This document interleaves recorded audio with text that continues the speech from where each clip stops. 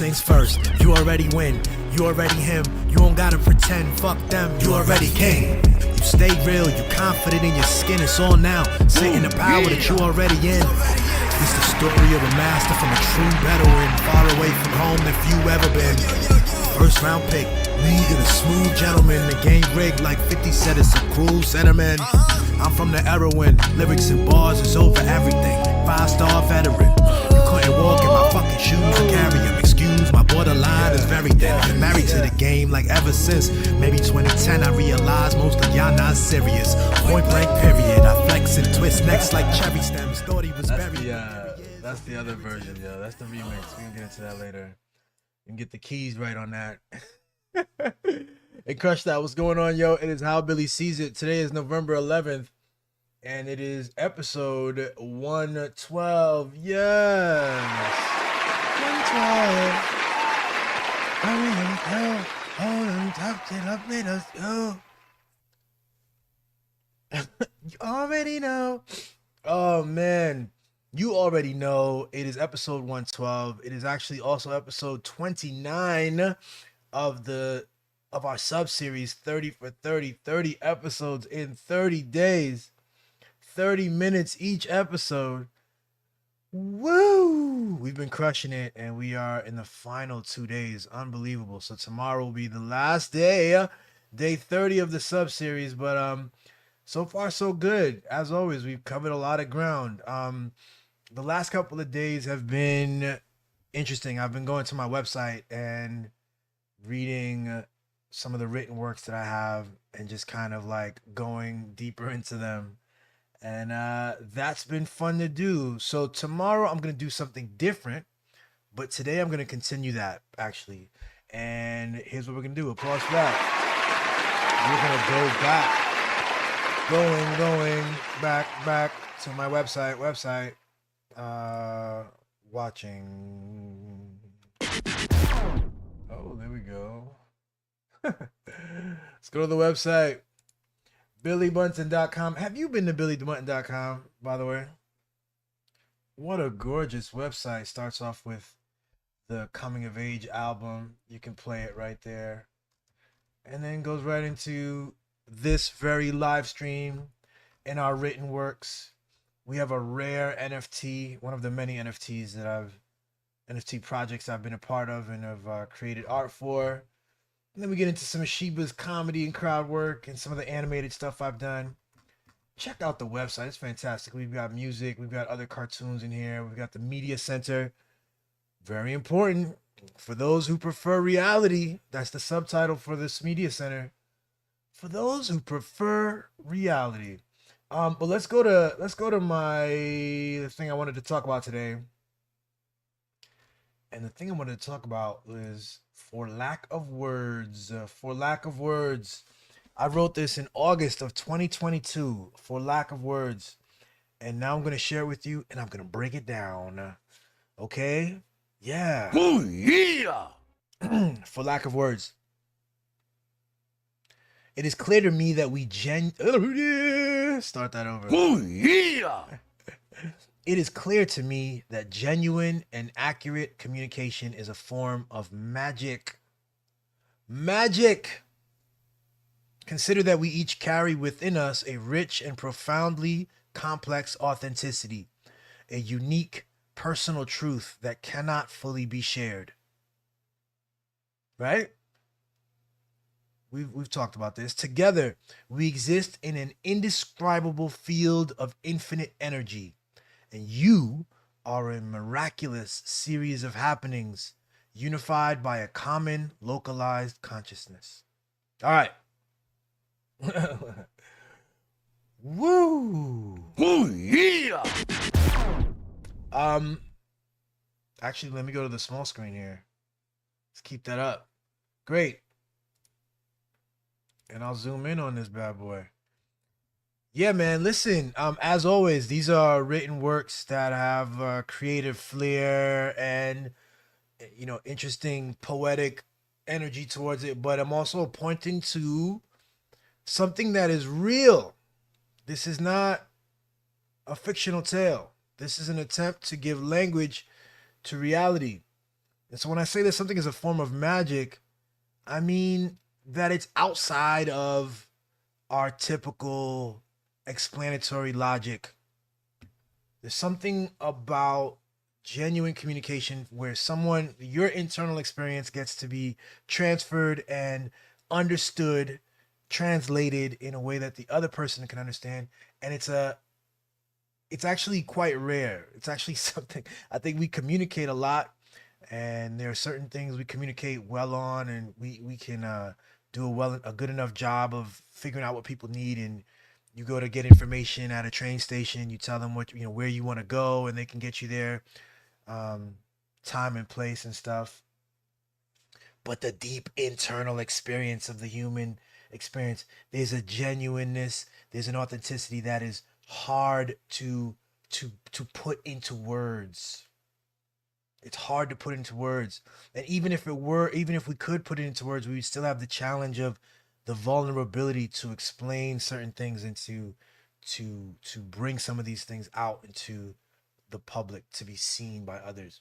A lot of times we don't even want to see them ourselves. We don't even engage ourselves with some of these complex feelings, experiences, traumas, memories. So the first two paragraphs I think are pretty clear straight away. The third one, I can see some people challenged with this, the infinite energy thing.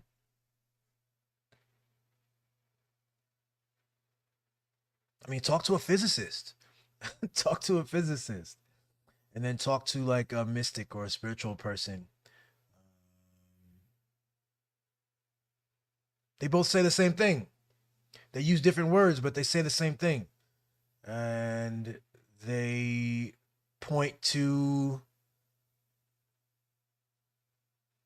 a field of energy, a field of experience that, again, the sciences haven't mapped entirely. But it's present. And you are a miraculous set of happenings unified by a common localized consciousness. You just are. We don't talk about ourselves that way. And because we don't talk about ourselves that way, when you see language like this, you might think it's cheesy or something, but it's not cheesy. It's just accurate language.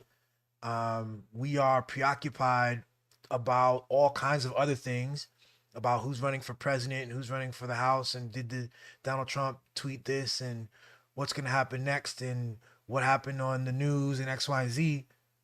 And so we don't stop to actually notice that you are a miraculous series of happenings unified by a common localized consciousness. See if I can get this over here like so. And then if I could pull that over, voila. And then we pull that. Here we go. All right. So, yeah, that's just what it is. That's just the truth.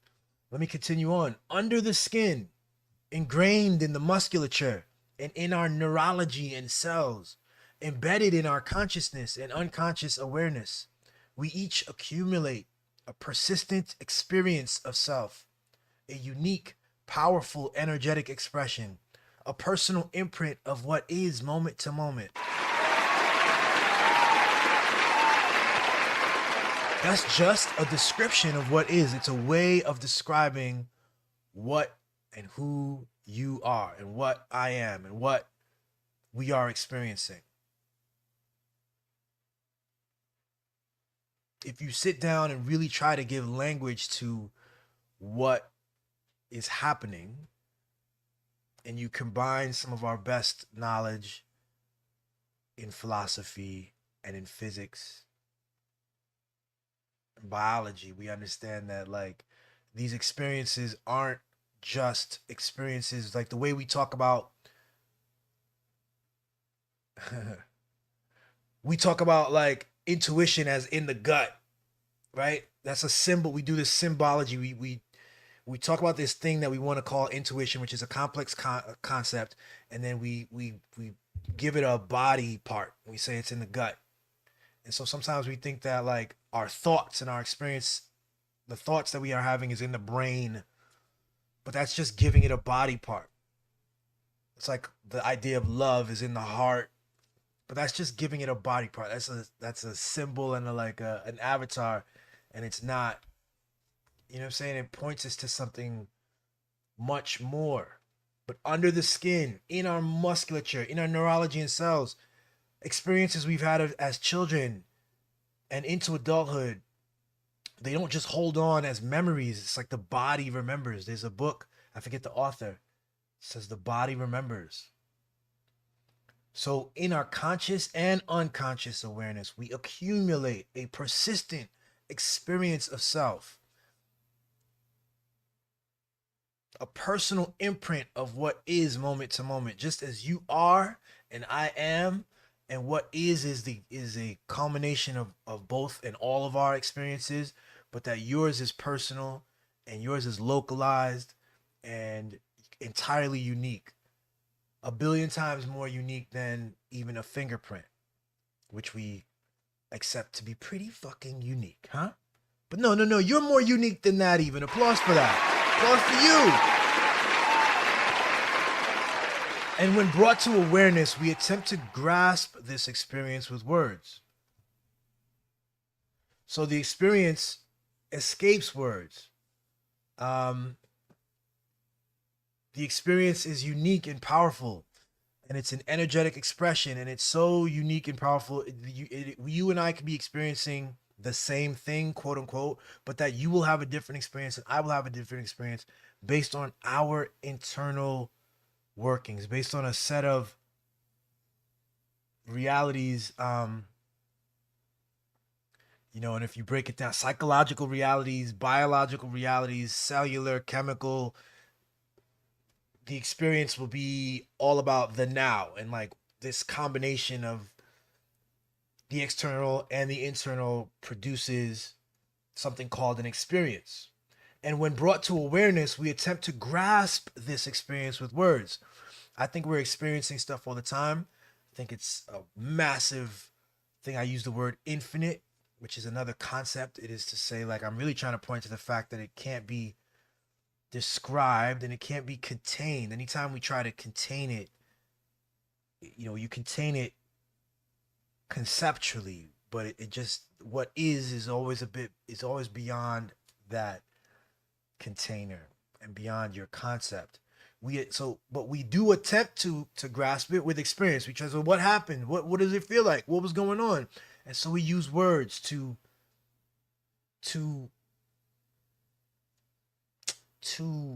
have the concept and the feeling congeal into something that the logic can hold on to, something that I can explain to someone else, something that I can share. Moves from a vague experience space into, yeah, this is what it is. You can tell a story. Words help to reify distinctions and clarify depths of experiences. Thoughts, feelings, pains, joys, moods, anxieties. Can we describe the space where these sensations and concepts overlap? Or are they altogether separate? Tell me, do thoughts come in short spurts while anxieties linger?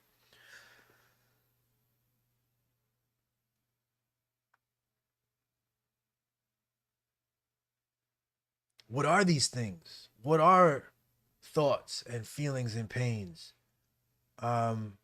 It's just different words we're applying to something that we try to give language to an experience, to a vague, like, it's gelatinous experience. And yeah, like I said, like thoughts and feelings, they, there's the boundaries of what is one and what is the other. They tend to merge. You're experiencing all of these things together. So notice that words fail to embody the brilliance of the things they aim to describe. Words only offer an opportunity to convey a low-res facsimile of what is true. Just as the map is not the terrain, the description is not the experience. I brought this up a ton of times. Applause for that. I bring this up with the words because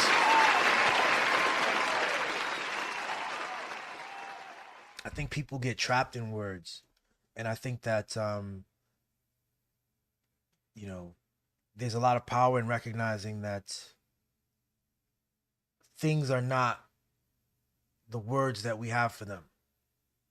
When I talk about other, like when we talk about other historical periods and like abuses in history, there's always the power of word and written language. There's the power of a label, of labeling sort of like who the in group is and who the out group is, who the dangerous person is. Labels like I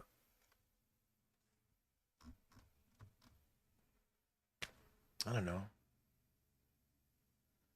These labels, man, these labels are important for people to separate and create, the power dynamics that they want. Um, and the power is massive power to me in being able to like free myself from these words for myself and for other people, to not try to like understand people using the words that I grew up hearing or knowing and the typical categories uh that I was taught to think about.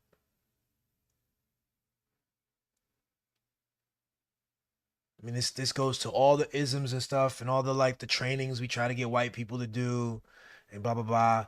It's like it's not just for white people, it's for everybody to detach from the idea that you met a white person, you know about that white person. You know pretty much what they are, what their tendencies are, what they're likely. You met a black person, you know that black person. You know what they can do. And it's like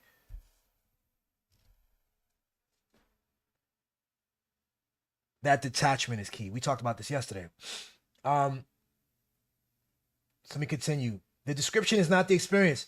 And yet, even for lack of words, we manage to relate. We intentionally establish common spaces. We listen and we share stories. We co create language so that we might understand and be understood. Yeah, this whole thing is made up. It's all made up. All the words that we use right now are made up.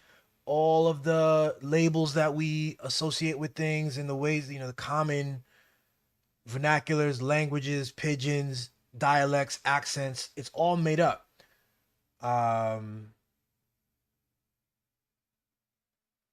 and one of the things that's a feature of the things that are made up is like the intention of the word, of the language, of the discourse.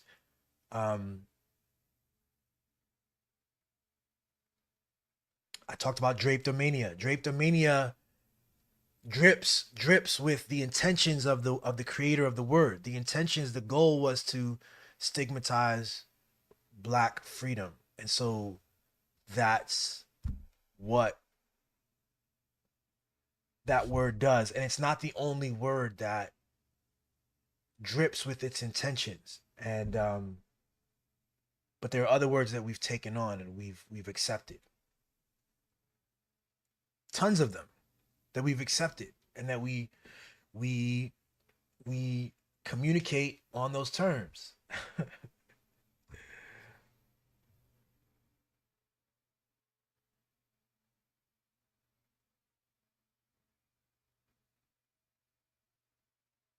And so there's tremendous power in stepping into like being able to co-create language. And people do it all the time. We do it just colloquial speak, man. People co-create language. Black people in particular, Black Americans have a proud and rich history of like poetry and hip hop and rap and also just like inventive creative language. Just uh that's something we do, and there's a tremendous value in that, I think. Um but to get to the point of like, even I'm gonna continue the poem, even like I'm saying, for lack of words, there's tremendous value in creative language, but there's also like value in like accurate language too. There's value in like I think the ability to have a word that could mean 20 different things in 20 different contexts is really kind of dope and interesting, but also to have something that we can really sink our teeth in and kind of that is accurate, I think is valuable. And I'm pointing here to in particular the trend I'm hearing about younger black kids when they talk about like how they're feeling. um I don't think we do enough of a job of encouraging them to give accurate language to their feelings. And so the phrase that I dislike very much, I feel some type of way. I think it's, I don't think it's a small thing to have this kind of a filler phrase that kind of lets us off the hook of doing the work of giving language to a feeling. So like I turn on YouTube and I see like these dating games that the kids are doing, very inventive and creative with the little balloon popping, really cool, interesting shit. And then when they ask them, "Yo, why did you pop your balloon?" or "What are you thinking? How do you feel about this?" and they kind of like stumble out an incomplete answer and sort of end it with something like "I'm feeling this type of way" or something like that. It's not a good look.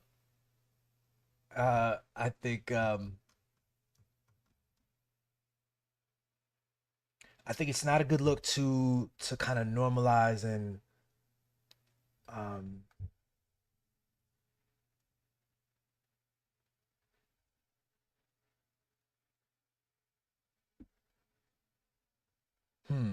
what am I even trying to say here? I think look, the ability to know oneself is very important. I don't think that anyone can deny that. Anyone who's watched this show knows I talk about this a lot. And I think it has to be, to know oneself is not just a feeling. It's helpful to be able to articulate oneself. And so um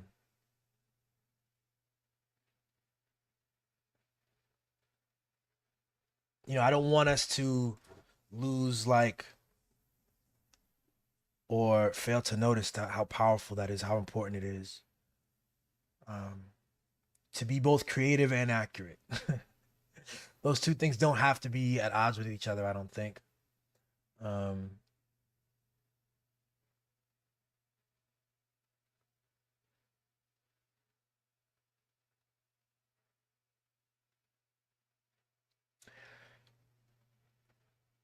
and especially when we understand just how difficult it is for two people to actually truly understand each other. Just the complexity of the human language and the complexity of like the two psychologies of two people who could be on, call it two different wavelengths or two vibrations, or just their vernacular is so different. They're so far apart in like their framing and their grounding sort of ideas about what's going on. It's very important that we like manage to like relate to one another and share our experiences in such a way that they can be received and understood. Um, and that's a two-way street. The work of the listener to truly listen, and it's the work of the speaker to give us something to work with. And yet, even for lack of words, we manage to relate. We intentionally establish common spaces. We listen and we share stories. We co create language so that we might understand and be understood. And maybe when love is present, there is an energy that forms, an indescribable something that pops and zips to bridge that vexing gap where meanings are often lost in translation. Yeah. Um,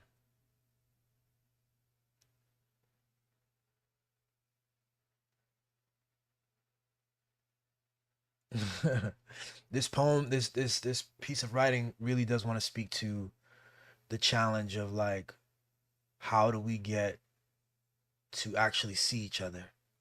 Um, it's a big part of a lot of these episodes, and I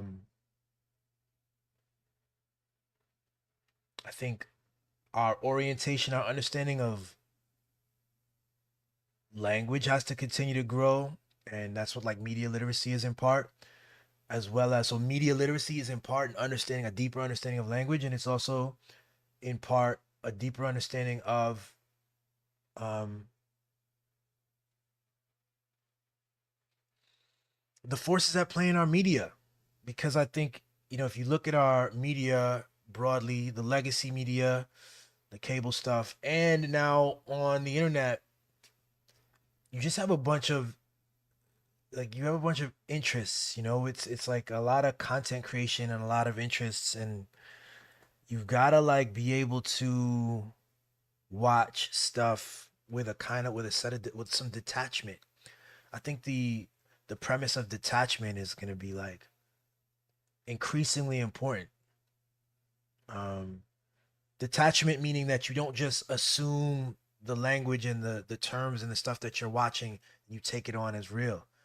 It's like a detachment that gives you the space to watch and then take into account who the speaker is and take into account all these things. um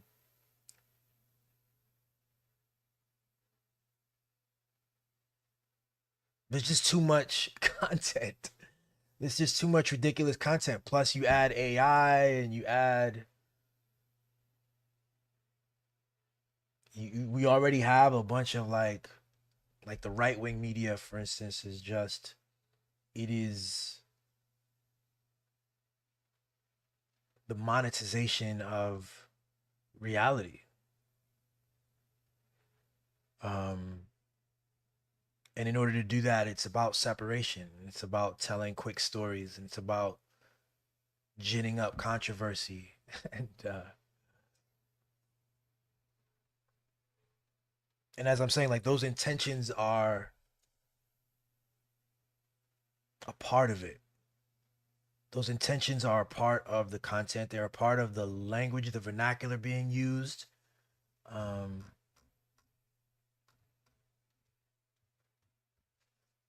they're a part of the whole thing.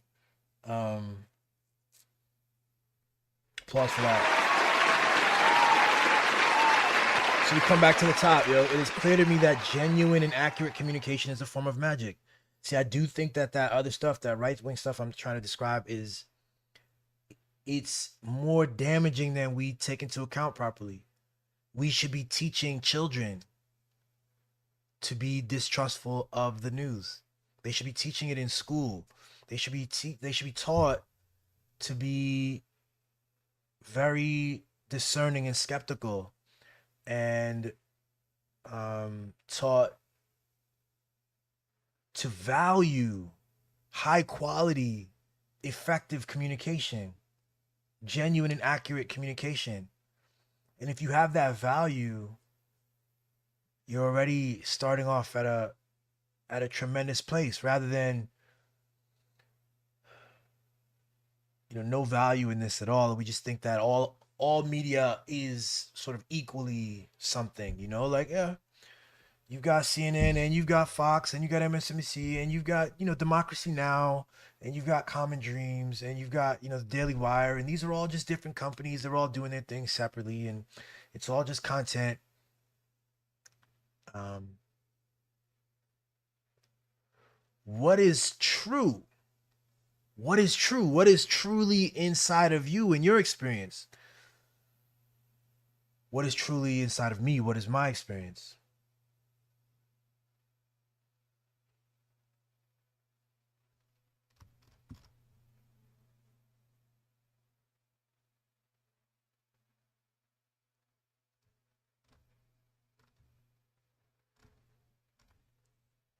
Plus for that.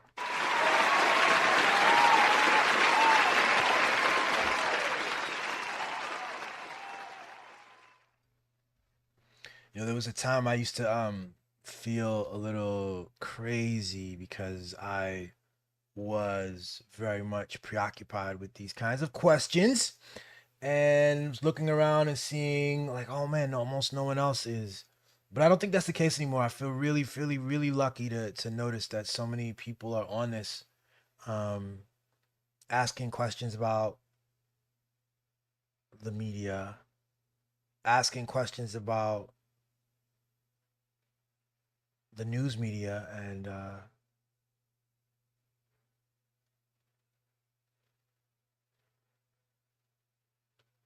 about authenticity and honesty in media in this new age in the web.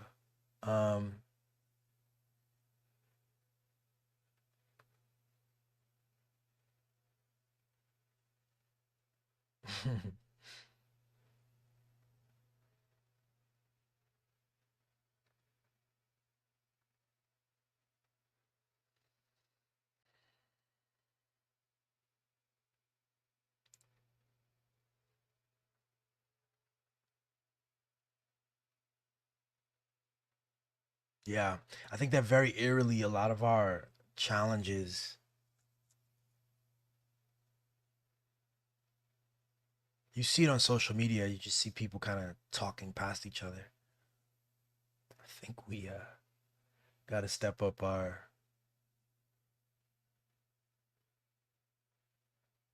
efforts to use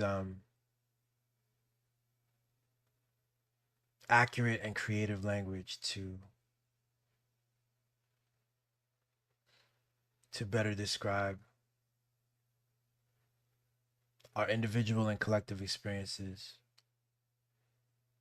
and to point to paradox, to leave room for paradox. I think traditionally our sentence structures are set up to say things and make claims and take a complex phenomena and give it a truncated like couple of words. Somehow we need language to encompass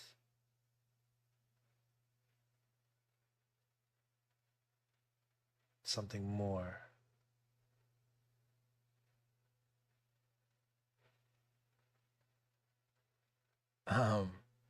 Yeah. Yeah. Applause.